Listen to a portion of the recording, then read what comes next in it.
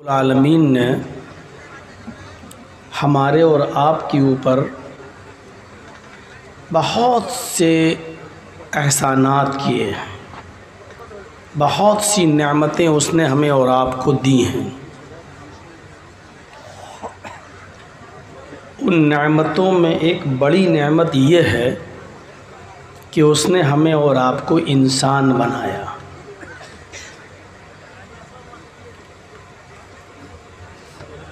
وَلَقَدْ خَلَقْنَا الْإِنسَانَ فِي أَحْسَنِ تَقْوِيمٍ، انسان کو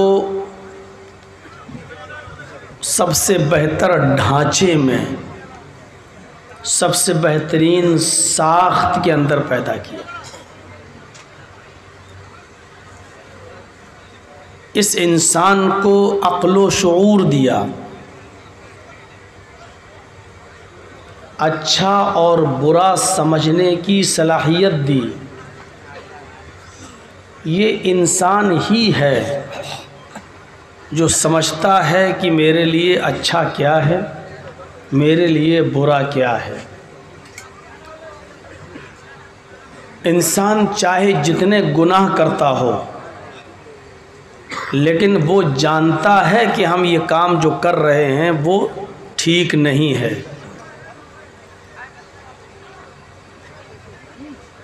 غلط کام کرنا یہ ایک الگ بات ہوئی، لیکن غلط کام کو دل سے غلط جاننا یہ اس کی سمجھ اور اس کی فکر کی طرف اشارہ کرتا ہے۔ اس کو معلوم ہے کہ یہ کام اچھا ہے، اس کو معلوم ہے یہ کام برا ہے۔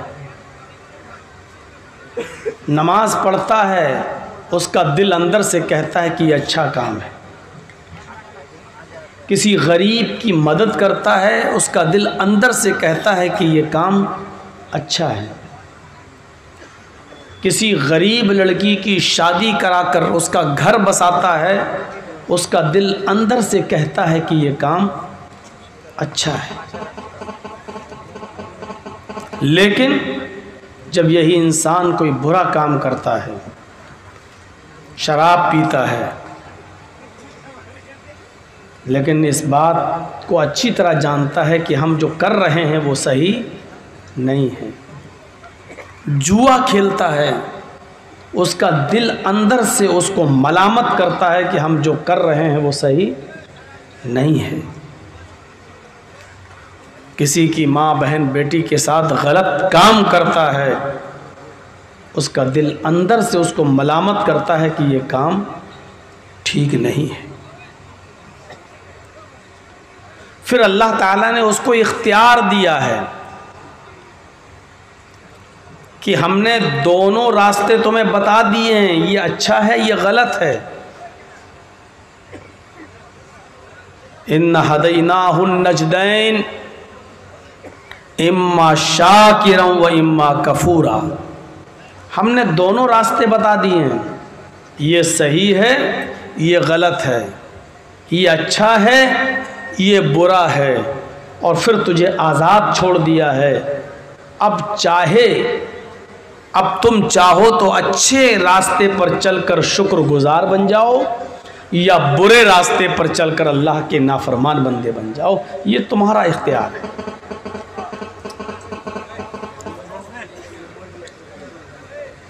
تو کہنا یہ چاہتا ہوں کہ یہ اللہ کی بڑی نعمت ہے کہ اس نے ہمیں اور آپ کو انسان بنایا،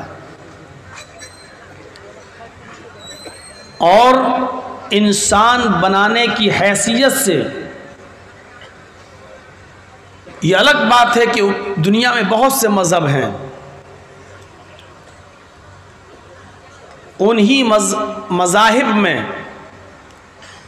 ایک بڑا مذہب اسلام ہے،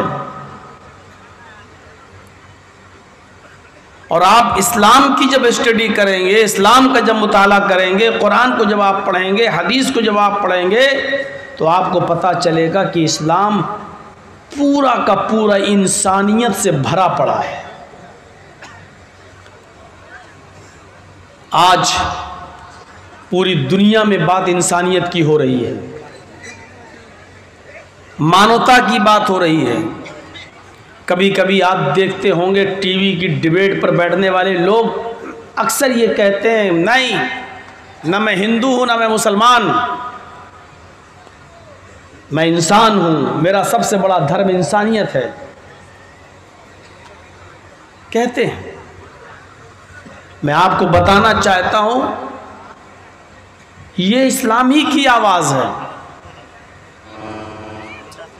हमारा सबसे बड़ा मजहब इंसानियत, तो ये इंसानियत बताई किसने है? ये आपको कैसे पता चला? प्यासे कुत्ते को पानी पिला देना, भूखे जानवर को भी खाना खिला देना, आपके घर में पलने वाले जानवर भेड़ और बकरियां, उनके पीठ पर हाथ फेर देना है। ये सुलूक उन जानवरों के साथ भी जो आप कर रहे हैं, ये किसने बताया है? तो इसलिए मैं कह सकता हूं कि हमारा सबसे बड़ा मजहब इस्लाम है, क्योंकि उसने इंसानियत की सबसे ज़्यादा तालीम दी है। वरना एक दौर था लोगों को लड़ाया जाता था, और एक ज़माना था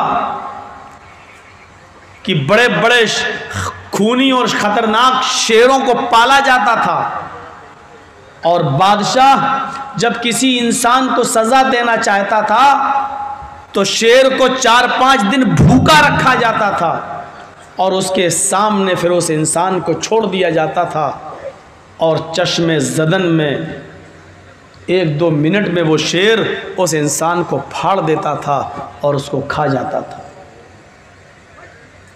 एक ज़माना था कि बादशाहों के दिलों में भी इंसानियत नहीं थी, और आज भी बहुत से लोग ऐसे हैं कि जिनके दिलों में इंसानियत नहीं है। कोई आदमी सड़क पर मरता है तो मरता रहे, भूख से बिलबिलाता है तो बिलबिलाता रहे, और कहीं कहीं इंसानियत को मजरूह होते हुए आप ऐसे मौके पर देखेंगे कि एक बेबस इंसान को पकड़ लिया गया, हाथ पीछे से बांध दिए गए और उसकी लिंचिंग की जा रही है। लाठी, डंडे, खंजर, पत्थर, जूते, चप्पल सब मारे जा रहे हैं, और उसी के बगल में खड़ा हुआ एक इंसान बजाय इसके कि उसको बचाए, वो बचाता नहीं है बल्कि उसकी वीडियो बनाता है। ये चीज़ें आज भी आपको देखने को मिलेंगी। और सितम बालाए सितम तो ये कि ये काम जब कोई मखसूस और विशेष धर्म के लोग करें और उस पर किसी विशेष व्यक्ति का नाम लिया जाए,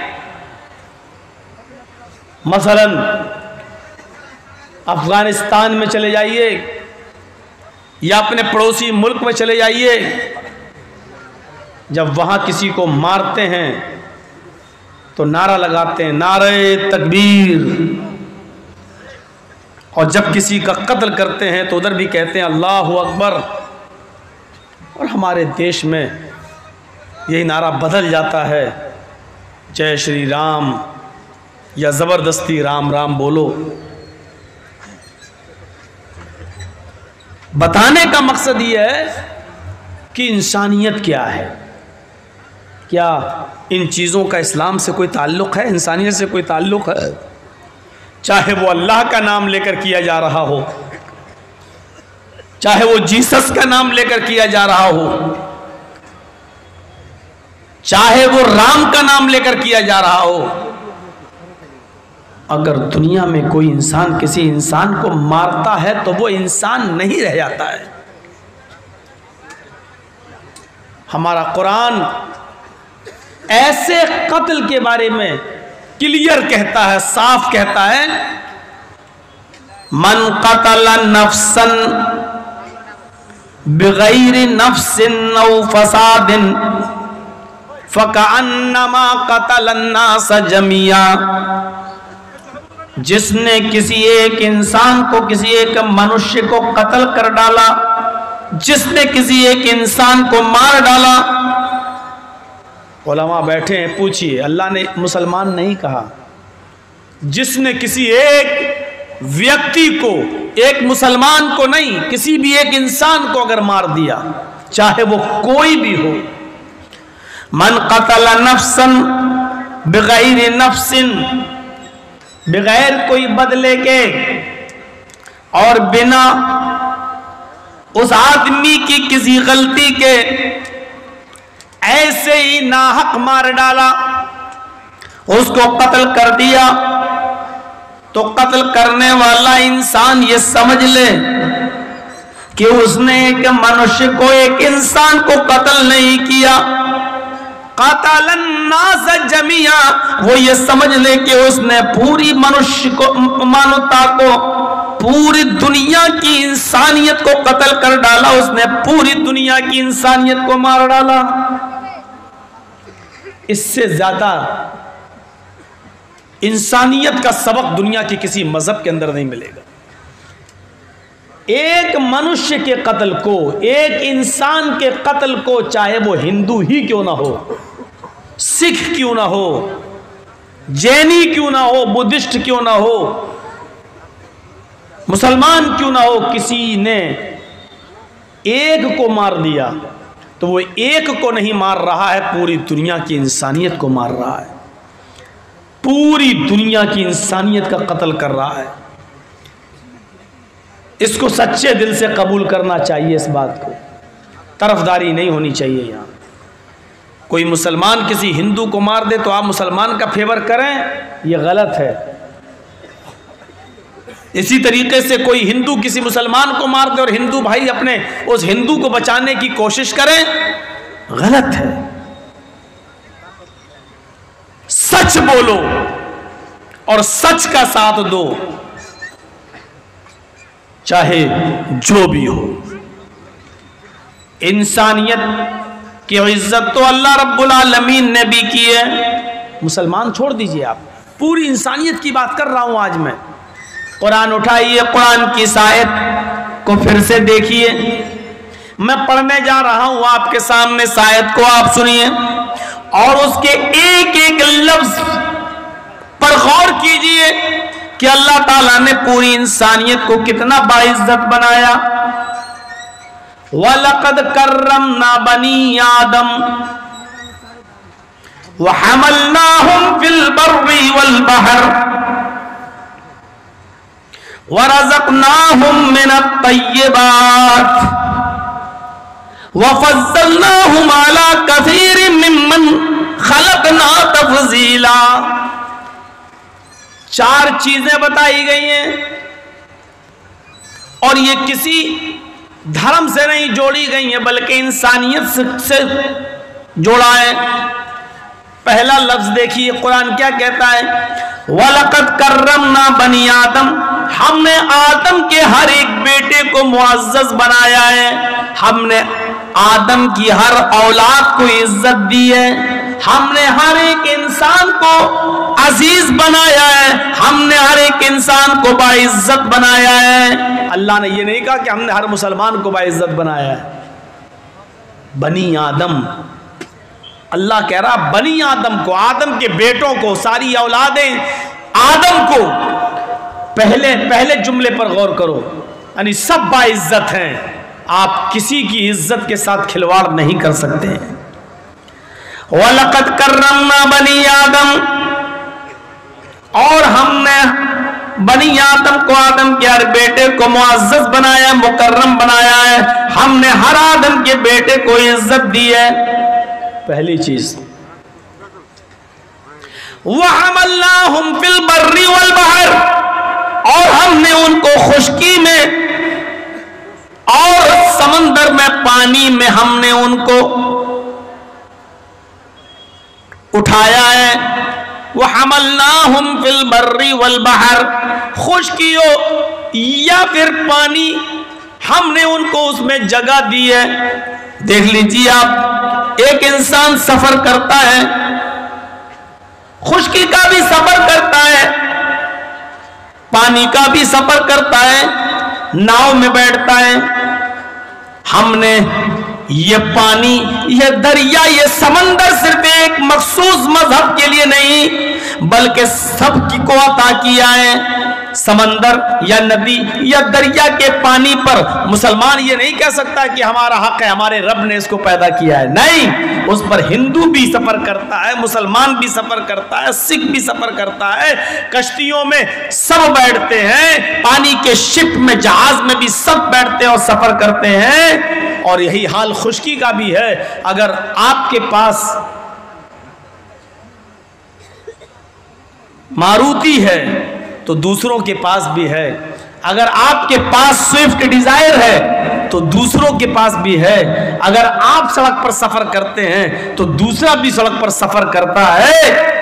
آپ یہ نہیں سمجھ سکتے ہیں، نہ یہ کہہ سکتے ہیں کہ اس خشکی پر صرف ہمارا حق ہے، کیونکہ ہم اپنے رب پر ایمان لائے ہیں۔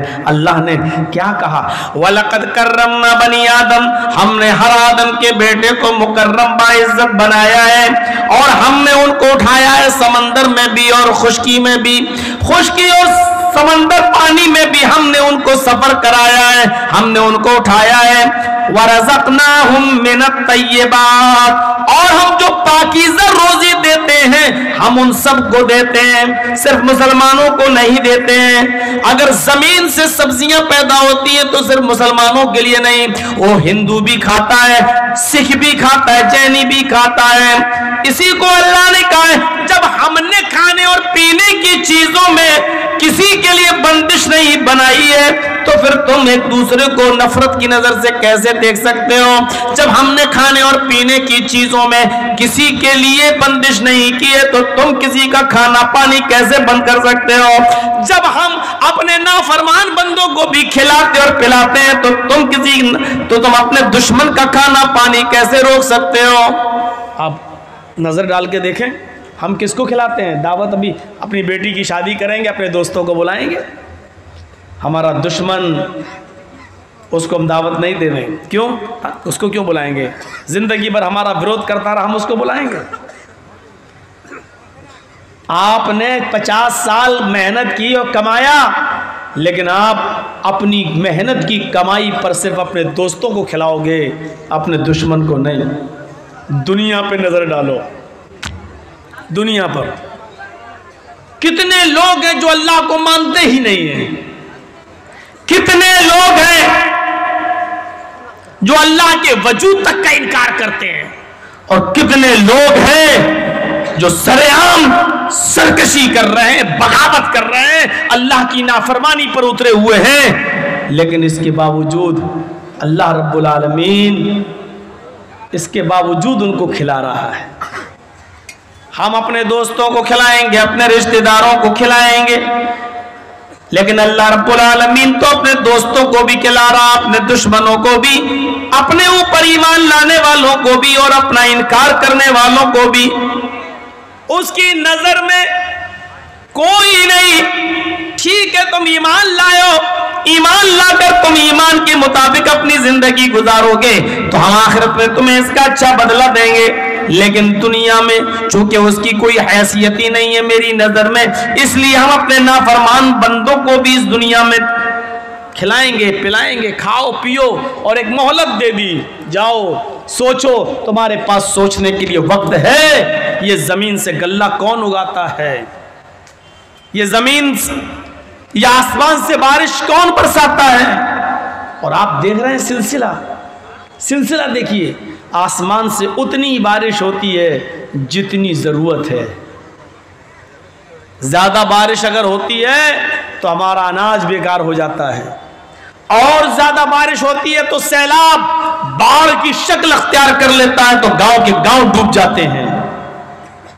آپ دیکھیے، ہوا اتنی ہی چلتی ہے جتنی ہماری زندگی کے لیے ہمیں ضرورت ہے۔ تھوڑی سی ہوا میں زیادتی ہو جاتی ہے تو ہم دعائیں مانگنے لگتے ہیں، اللہ اس آندھی کو بند کر دے، اس طوفان کو بند کر دے، اللہ رحمت کی آندھی، رحمت کی ہوا چلا۔ غور کیجیے آپ، جب بارش نہیں ہوتی ہے تو مسجدوں میں دعائیں ہونے لگتی ہیں، اللہ ہمارا اناج خشک ہو جائے گا، رحمت کی بارش برسا دے۔ اور جب بارش اپنے معیار سے تھوڑا زیادہ ہو جائے تب بھی دعا ہوتی ہے اللہ اب یہ بارش روک دے۔ غور کیجیے آپ، سورج کی گرمی ہمیں اتنی ہی ملتی ہے جتنی ہمیں ضرورت ہے۔ اگر یہ سورج اپنی پوری کی پوری گرمی ہمیں دے دے تو اس روئے زمین پر نہ اناج بچے گا، نہ ہم اور آپ بچیں گے۔ مئی کے بعد جون کے مہینے میں جب اس سورج کے اندر تھوڑی سی تپش زیادہ ہو جاتی ہے تو اس کی گرمی ہم برداشت نہیں کر پاتے ہیں اور ہمیں اے سی کا ایئر کنڈیشن کا سہارا لینا پڑتا ہے۔ ہم چلچلاتی ہوئی دھوپ میں باہر نہیں نکل سکتے ہیں۔ سورج کی تھوڑی سی گرمی کی زیادتی کی وجہ سے ہم اپنے گھر سے باہر نہیں نکلتے، ہم کولر میں بیٹھتے ہیں، ہم اے سی میں بیٹھتے ہیں۔ ذرا ہم نے غور کیا ہے یہ سورج جب اپنے اندر اس گرمی کو تھوڑا سا سمیٹ لیتا ہے، کم کر دیتا ہے، تب بھی ہم سے برداشت نہیں ہوتی ہے اس کی برودت۔ جب یہ گرمی اپنے اندر واپس لے لیتا ہے تو ہمیں پھر اس دنیا میں ٹھنڈ برداشت نہیں ہوتی ہے۔ پھر ہم اپنے اوپر گرم کپڑے بھی پہنتے ہیں، جیکٹ بھی پہنتے ہیں، مفلر بھی لپیٹتے ہیں، کیپ بھی لگاتے ہیں۔ میرے بھائیوں تصور کرو اگر تھوڑی زیادہ سردی پڑ جائے تو کشمیر والوں سے حالات پوچھئے، کشمیر کے لوگوں سے حالات پوچھئے، یہ تھوڑی سی برودت اور ٹھنڈک زیادہ ہو جاتی ہے تو پھر وہ کیا کرتے ہیں؟ ہمیں اتنی گرمی مل رہی ہے، اتنی ٹھنڈک مل رہی ہے جتنی ہمیں ضرورت ہے۔ یہ کیسا نظام چل رہا ہے؟ اتنا اچھا نظام کیا کوئی چلاتا ہے دنیا میں؟ آپ دیکھ لیجئے لوگوں سے ایک ملک نہیں سنبھلتا ہے، ایک دیش کا نظام کو صحیح نہیں چلا پاتے ہیں، اور اللہ رب العالمین کا یہ سسٹم کتنا منظم طریقے سے چل رہا ہے۔ ہوا متعینہ مقدار میں، سورج کی گرمی جتنی چاہیے اتنی، اور پھر اس پر بھی اللہ کی کنجوسی بخالت نہیں، دوست کو بھی دشمن کو بھی، اہل ایمان کو بھی کافروں کو بھی، جانوروں کو بھی۔ اور سمندر میں ایک مچھلی ایسی رہتی ہے جس کا نام ہے وہیل مچھلی، جو ایک دن میں 40 ٹن گوشت کھاتی ہے، 40 ٹن گوشت۔ اللہ رب العالمین اس مچھلی کو بھی بھوکا نہیں سونے دیتا ہے، اس کو بھی 40 ٹن غذا پہنچاتا ہے۔ ہم کو 2 روٹی کھانا ہے، ہم کو 1 پلیٹ چاول کھانا ہے، وہ 40 ٹن کھاتی ہے ایک دن میں، اللہ اس کو بھی بھوکا نہیں سلاتا ہے۔ ہم 2 روٹی کھانے کے لیے کتنا پریشان ہیں، اس کا حق مار رہے ہیں، اس کا حق مار رہے ہیں، اس کی زمین پہ قبضہ کر رہے ہیں، اس پر ظلم کر رہے ہیں۔ ہم نے 2 روٹی کمانے کے لیے کیسے کیسے نئے نئے طریقے استعمال کیے ہیں۔ اگر ہم کسی گاڑی کے میکینک ہیں تو گاڑی سنبھلنے آتی ہے تو ہم اس کو بے وقوف بناتے ہیں، صاحب اس میں یہ کمی، اس میں یہ کمی۔ 500 روپے کا کام آپ اس کو 3000 بتاتے ہیں اور معاملہ 2000 پہ فٹ ہو جاتا ہے۔ آپ بھی جانتے ہیں کہ 500 روپے میں یہ گاڑی صحیح ہو جائے گی، لیکن چلو 3000 کی بجائے وہ 2 دے رہا ہے، 1500 تو ہمیں پھر بھی بچ رہے ہیں۔ یا ایھا الذین آمنوا لا تاکلوا اموالکم اموالکم بالباطل، اے ایمان والو آپس میں تم ایک دوسرے کا مال باطل طریقے سے مت کھاؤ، ناجائز طریقے سے مت کھاؤ، حرام طریقے سے مت کھاؤ۔ قرآن کو کہنا پڑا، اللہ کو کہنا پڑا کہ تم آپس میں ایک دوسرے کا مال ناجائز طریقے سے مت کھاؤ۔